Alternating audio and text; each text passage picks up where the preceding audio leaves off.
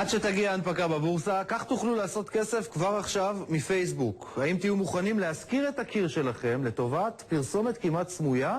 ואיך זה קשור לבן של יהודה ברקן? תכף נספר לכם, אבל אם נתקלתם בשבועות האחרונים בסרטון הבא, אולי אחד החברים עשה לכם קופה קטנה. הכירו את הבולבול, בעל חיים קטן ומקסים שכולנו אוהבים. אורכו הממוצע של הבולבול הוא כ-16 סנטימטרים, אך מדענים רבים טועים ונוטים לחשוב שהבולבול שלהם גדול יותר. חייבים לשמור על הבולבולים. פשוט חייבים. כן, אז זו פרסומת אחת שרצה בשיטה הזאת. נדב בורנשטיין, שלום. ערב טוב, שרון. שמע, אולי מצאנו כאן איזושהי הזדמנות להכנסה ראויה, אתה יודע, כמעט 70,000 חברים אצלנו בפייסבוק. אני רואה אותך משועמם בשידור הרבה פעמים, אז הנה הזמן להעלות סרטונים ולעשות קופה על כל הצופים של העל הכלכלי, לא. אבל בהחלט שיטה חדשה לכל אחד מאיתנו בבית שיש לו פייסבוק ולמי אין היום חשבון ברשת החברתית, וגם להרוויח כסף. בוא נראה איך זה עובד, המיזם החדש הזה, שנקרא וולסטרים, וול-סטרים באתר. שים לב, שרון, אנחנו נכנסים לאתר הזה לחשבון ומייד מציעים לנו קמפיינים. בוא נראה איזה קמפיין מציעים לנו. אתה יכול לראות כאן את הרשימה, קמפיין לאל-על, קמפיין לאייפון, כל קמפיין כזה שנעלה לפייסבוק שלנו שווה לנו כסף. אתה רואה כמה ליד כל קמפיין כתוב המספר.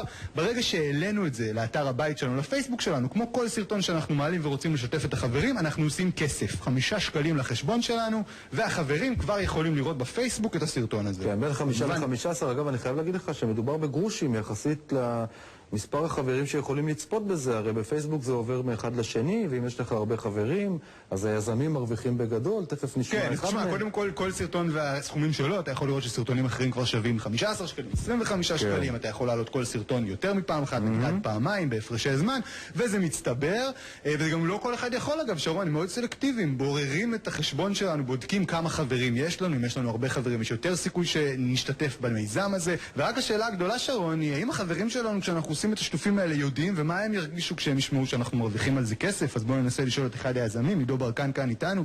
עידו, בעצם אתה הופך את כולנו למפרסמים סמויים, חברים לא יודעים. נדב זה הבן של?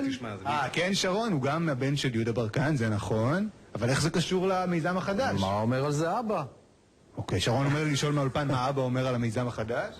אבא בעד ויראליות, אבא ממציא הוויראליות, הוא, אתה יודע, כל סרטי הבורקס דנוטה מה יותר ויראלי מזה? אוקיי, שרון, אז בעצם המיזם הזה נולד כבר מילדות, ועכשיו לשאלה עצמה, הרי כולנו בעצם הופכים, כל החברים שלנו לא יודעים שאנחנו עושים עליהם קופה כשאנחנו מעלים סרטונים. זה לא כזה מדויק. בעצם הוולסטרים עובד במנגנון מאוד הוגן, הוא בא, מציג לפניך את התוכן, אומר, אם אהבת אותו שתשתף, התוכן שמובא אליך זה תוכן ייחודי, מגניב, שלא רואים בשום מקום אחר, ובסופו של יום אתה מקבל על זה כסף, הטבות. אוקיי, ועל כמה כסף באמת מדובר? נגיד כמה החברה משלמת לכם ולנו עבור הדבר הזה? קמפיינים שבאים אלינו יכולים לנוע בין אלפים לעשרות אלפי שקלים, וולרים מקבלים גם 50 שקל לשיר.